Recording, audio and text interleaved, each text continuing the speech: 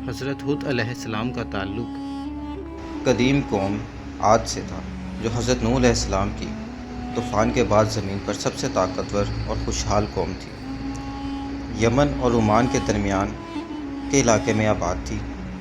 اس قوم نے اللہ تعالیٰ کی نعمتوں کو بھلا دیا اور بت پرستی میں مبتلا ہو گئی۔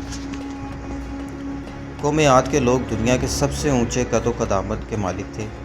ان کی طاقت کا عالم یہ تھا کہ وہ پتھروں کو تراش کر اس میں مضبوط اور عالیشان عمارتیں بناتے۔ ان کے بنائے گئے عالیشان محلات اور شاندار سڑکیں اس بات کی گواہی تھی کہ ان کی دولت اور طاقت کا کوئی مقابلہ نہیں، مگر اس طاقت اور دولت نے انہیں تکبر اور سرکشی میں مبتلا کر دیا۔ وہ اللہ تعالیٰ کی وحدانیت کو بھول کر بت پرستی میں لگ گئے۔ انہوں نے ستا سمت اور حبا نام کے بت بنائے جن کی وہ عبادت کرتے تھے۔ اللہ تعالیٰ نے ہدایت دینے کے لیے ان میں سے حضرت ہود علیہ السلام کو رسول بنایا۔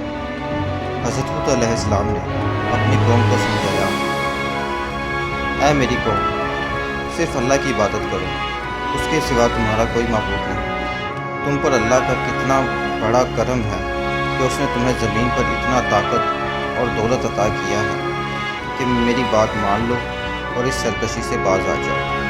تم اللہ پر ایمان لے آؤ اور اس کے عذاب سے ڈرو۔ لیکن قوم عاد نے حضرت ہود علیہ السلام کی دعوت کا مذاق اڑایا اور کہا، ہم تمہاری بات کیوں مانیں؟ کیا تمہیں ہم سے زیادہ علم ہے؟ تم تو ہماری ہی طرح کے انسان ہو۔ ہم اپنے باپ دادا کے دین کو نہیں چھوڑیں گے۔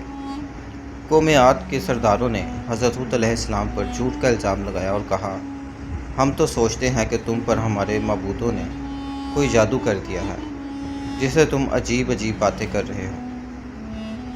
جب حضرت ہود علیہ السلام کی تمام کوششیں ناکام ہو گئی اور قوم عاد اپنی سرکشی سے باز نہ آئی، تب اللہ تعالیٰ نے ان پر عذاب بھیجنے کا فیصلہ کیا۔ سب سے پہلے ان کے علاقے میں 3 سال تک شدید خشک سالی رہی، جبکہ بعض روایتوں میں آتا ہے کہ 7 سال تک۔ زمین سے سبزہ غائب ہو گیا، جانور مرنے لگے اور ان کے باغ خشک ہو گئے۔ اس حالات میں بھی وہ اللہ تعالیٰ سے توبہ کرنے کی بجائے حضرت ہود سے بحث کرنے لگے۔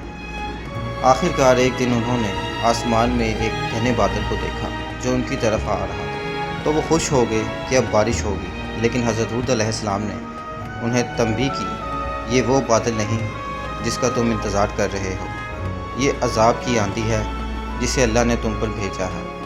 حضرت ہود علیہ السلام کی یہ بات سن کر وہ لوگ ضد اور تکبر میں لگ گئے۔ جلد ہی وہ بادل ایک سخت اور طوفان خیز آندھی میں تبدیل ہو گیا۔ یہ آندھی لگاتار 7 راتوں اور 7 دن تک چلتی رہی۔ اس آندھی نے قوم عاد کے عالیشان محلات اور اونچی اونچی عمارتوں کو جڑ سے اکھاڑ دیا۔ ان کی ساری طاقت اور دولت اس آندھی کے سامنے بے بس ہو گئی۔ اس طوفان نے انہیں کھجور کے کھوکھلے ڈھیروں کی طرح زمین پر بکھیر دیا۔ قوم عاد کا کوئی فرد زندہ نہ بچا سوائے ان لوگوں کے جنہوں نے حضرت ہود علیہ السلام پر ایمان لایا، اور اللہ تعالیٰ نے انہیں حضرت ہود علیہ السلام کے ساتھ اس عذاب سے محفوظ رکھا۔ اس طرح قوم عاد جو اپنی طاقت پر فخر کرتی تھی، اللہ کے عذاب کے سامنے بے بس ہو کر ختم ہو گئی۔ یہ واقعی انسانیت کو یہ سبق دیتا ہے کہ اللہ کی طاقت کے سامنے کسی کی کوئی طاقت نہیں۔